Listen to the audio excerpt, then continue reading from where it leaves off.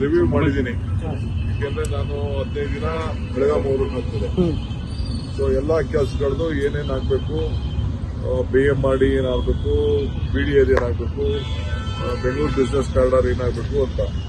ನಾನು ಬೆಂಗಳೂರು ಬಿಸ್ನೆಸ್ ಕಾರಿಡಾರ್ದು ರೈತರದು ಯಾರು ಒಪ್ಕೋತಾರೆ ಕೊಟ್ಟಿಲ್ಲ, ಡೆಪಾಸಿಟ್ ಮಾಡಿ ಹಳೆ ರೇಟಲ್ಲಿ ಅಂತ ಹೇಳಿದ್ ನಾನು. ಹಳೆ ರೇಟ್ ಅಂದ್ರೆ ಈಗ ನಾನು ಏನ್ ಇವತ್ತು ಕೊಟ್ಟಿದ್ದೀನಿ, ಅವ್ರಿಗೆ ಆಪ್ಷನ್ಸ್ ಕೊಟ್ಟಿದ್ದೀನಿ, TDR ಕೊಟ್ಟಿದ್ದೀನಿ, FIR ಕೊಟ್ಟಿದ್ದೀನಿ, ಆಮೇಲೆ ಸೆಕೆಂಡ್ 2 ಟೈಮ್ಸ್ ವ್ಯಾಲ್ಯೂ ಅಂತ ಏನು ಕೊಟ್ಟಿದ್ದೀನಿ, 3 ಟೈಮ್ಸ್ ಕೊಟ್ಟಿದ್ದೀನಿ. ಈ ದೇಶದಲ್ಲಿ ಯಾರು ಇಷ್ಟು ಆಪ್ಷನ್ ಕೊಟ್ಟಿಲ್ಲ. 5 ಆಪ್ಷನ್ಸ್ ಕೊಟ್ಟಿದ್ದೀನಿ.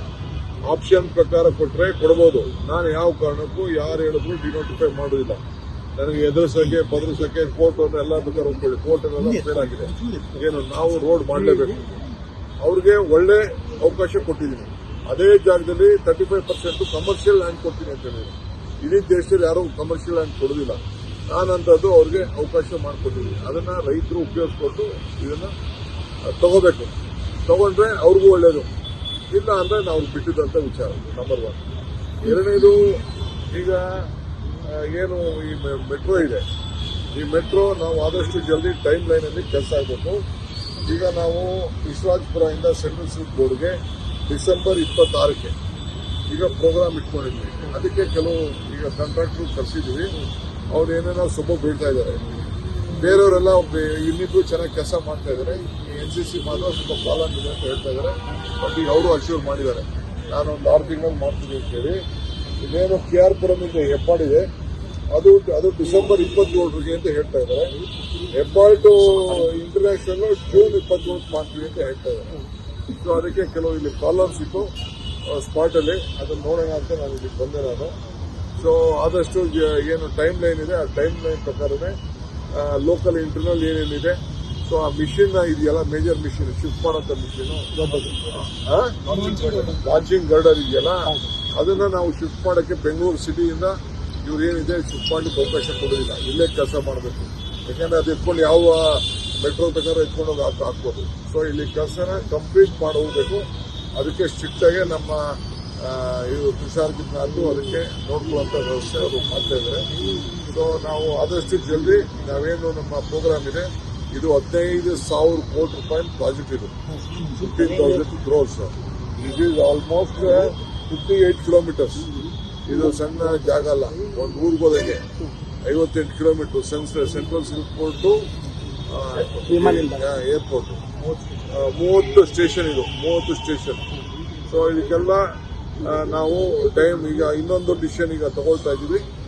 ಎಲ್ಲೆಲ್ಲಿ ಶುರು ಆಗ್ತಿದೆ 5 ಸ್ಟೇಷನ್, 6 ಸ್ಟೇಷನ್, 10 ಸ್ಟೇಷನ್ ಅಷ್ಟು ನಾವು ಕಂಪ್ಲೀಟ್ ಆಗ್ತಿದ್ದಂಗೆ ನಾವು ಲೈನ್ ಪ್ರಾರಂಭ ಮಾಡಕ್ಕೆ ಒಂದು ಚಿಂತೆ ಮಾಡಿದ್ದೀವಿ ನಾವು. ಸರ್, ಇನ್ನೊಂದು ಇದರಿಂದ ಟ್ರಾಫಿಕ್ ಸಮಸ್ಯೆ ಕೂಡ ಉಂಟಾಗ್ತಿದೆ. ಇದಕ್ಕೆ ಪರಿಹಾರ ಯಾವಾಗ ಅಂತ ಸರ್? ಅದನ್ನ ಈ ಕಟ್ಟಡ ಮಾಡಬೇಕಾದ್ರೆ ಅವ್ರಿಗೂ ಕೆಲಸ, ಬರೀ ರಾತ್ರಿ ಹೊತ್ತು ಮಾತ್ರ ಕೆಲಸ ಮಾಡಬೇಕು. ಆಗಲೇ ಒಬ್ಬ ಸತ್ತೋದ್ಮೇಲೆ ಅದು ಸ್ವಲ್ಪ ಬಹಳ ನಿಧಾನ ಆಗಿದೆ. ಗರ್ಡರ್ ಬಿದ್ದು ಮತ್ತೊಂದು ಬಿದ್ದಲ್ಲ. ಸೊ ಬಹಳ ಅವರು ರಾತ್ರಿ ಹೊತ್ತೇ ಕೆಲಸ ಮಾಡಬೇಕು. ಟ್ರಾಫಿಕ್ ನೋಡ್ಕೋಬೇಕು, ಕೆಲಸನೂ ಮಾಡಬೇಕು. ಇದು ನಾನು ಪ್ರಾಕ್ಟಿಕಲ್ ಆಗಿ ಕೆಲವು ಪ್ರಾಬ್ಲಮ್. ನೀವು ಟೀಕೆ ಮಾಡೋರು, ಜನ ಮಾತಾಡೋದೆಲ್ಲ ಬೇರೆ ವಿಚಾರ, ಬಟ್ ಇದು ನಡಿಬೇಕಲ್ಲ, ಇದು ಕೆಲಸ. ಸೊ ಅದಕ್ಕೆ ಈಗಾಗಲೇ ಅವರೆಲ್ಲ ಕೆಲಸ ಮಾಡ್ತಾ ಇದ್ದಾರೆ. ನಾನು ಸಿಕ್ಕ ವಾರ್ನ್ ಮಾಡ್ತಾ ಇದ್ದೀನಿ. ಅವ್ರೇನಾದ್ರು ಇನ್ ಲೈನ್ ಮಾಡಲಿಲ್ಲ ಅಂತಂದ್ರೆ ಅವ್ರಿಗೆ ಫರ್ದರ್ ಕೆಲಸ ಕೊಡುದಿಲ್ಲ. If they doesn't do in time, whether it is NCC or anyone, will not give further work. ನಮಗೆ ಇಂಪ್ಲಿಮೆಂಟೇಷನ್ ಬಹಳ ಮುಖ್ಯ. ಅದು ನಾನು ಅವ್ರಿಗೆ NCC ಅವ್ರಿಗೂ ನಾನು ಹೇಳ್ತಾ ಇದ್ದೀನಿ. ಮಿಕ್ಕಿದವರಿಬ್ರು ಚೆನ್ನಾಗಿ ಕೆಲಸ ಮಾಡ್ತಾ ಇದ್ದಾರೆ. ಸ್ವಲ್ಪ ಆಕ್ಸಿಡೆಂಟ್ ಆದ್ರಿಂದ ಸ್ವಲ್ಪ ಡಿಲೇ ಆಗಿದ್ದಾರೆ. ಅದಕ್ಕೆ ನಾನು ಅವ್ರನ್ನ ಇಲ್ಲಿ ಕರೆಸಿದ್ದೀವಿ.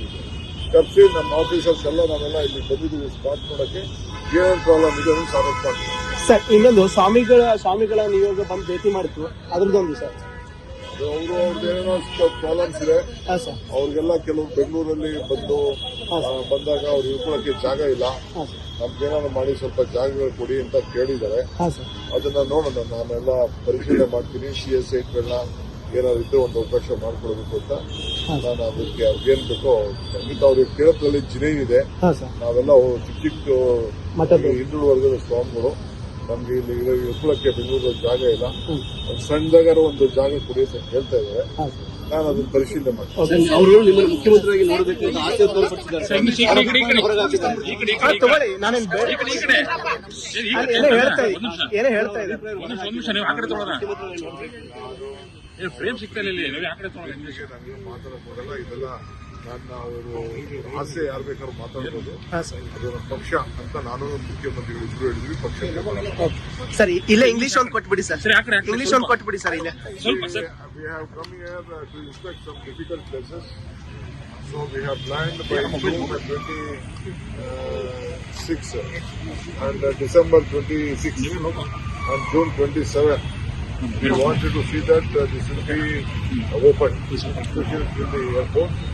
So we have planned, so some delay has been happening due to some hiccups.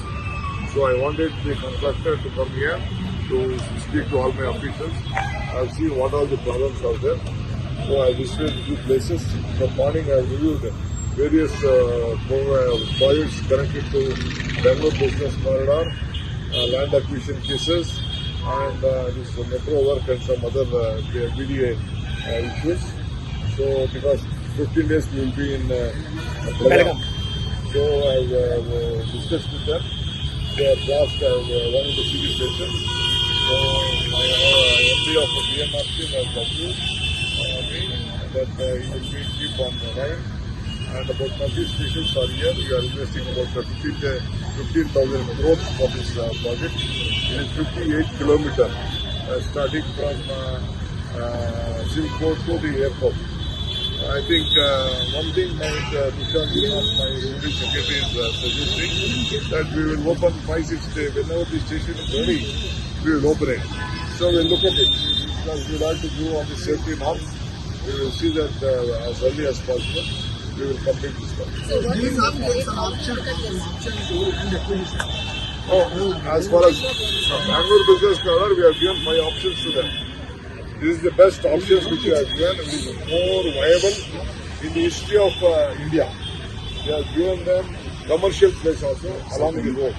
25 meters place which we have kept it. We are giving to them only in their own land. It is a commercial place.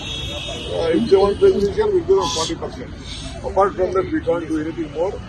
We have given the better rate. If they doesn't accept, we are going to deposit the amount which we have already taken from the UNCO. We will deposit and we will take it forward. No point of time I have stopped the Bangalore Business Corridor. The deadline is there. We are just going ahead. Let anyone go to the court. Court is their right. We don't want to question. I'm confident for this type of project. Even court also is very sensible in it. They know that this is very much important for Bangalore. I'm very happy.